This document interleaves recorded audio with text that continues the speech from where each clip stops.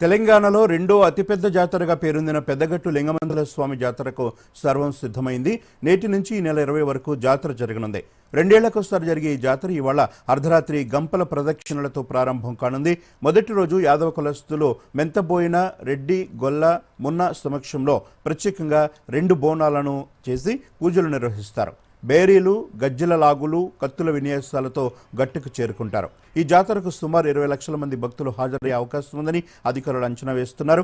ఈ జాతరకు తెలంగాణ, ఏపీ, ఒడిశా, తమిళనాడు, ఛత్తీస్గఢ్, మధ్యప్రదేశ్ నుంచి యాదవ భక్తులు పెద్ద ఎత్తున రానున్నారు.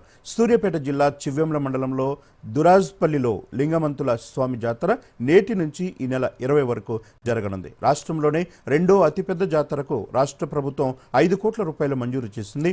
తెలంగాణలో సమ్మక్క సారక్క జాతర తర్వాత రెండో పెద్ద జాతర ఇది.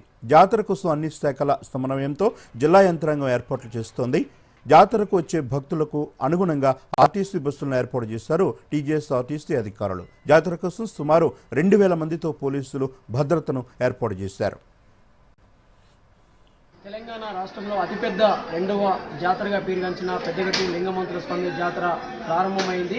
2 సంవత్సరాలకు ఒకసారి జరిగే ఈ జాతరకు అతి పెద్ద సంఖ్యలో భక్తులు వస్తారు. 30-40 లక్షల జనం దాకా భక్తులు దాకా వస్తారు.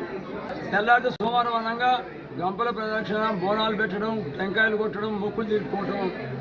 మేము మా కార్యక్రమాలు బొట్టు, బోనం, అవసరం కంకణం అనేది మాయైపోతుంది. మా సాయంత్రం జాగిలాలకని పోస్తాం గుడి. మేము అమ్ముతాం, రాజు గంటలు పట్టుకుంటారు. పూజారులు అంటే రాజు గంటలు పట్టుకుంటారు.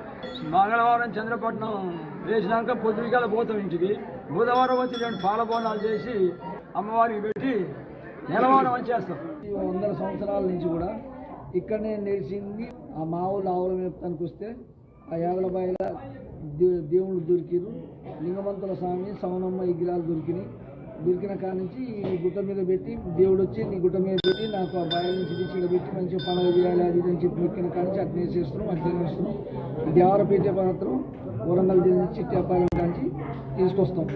ఇక్కడ పండుగ చేసుకొని మళ్ళీ ఎప్పుడు బుధవారం నాడు తీసుకుపోయి కేసారాన్ని పెట్టుకొని మళ్ళీ అమ్మవారికి కేసారాన్ని కూడా మళ్ళీ 2 ఏటలకు వచ్చి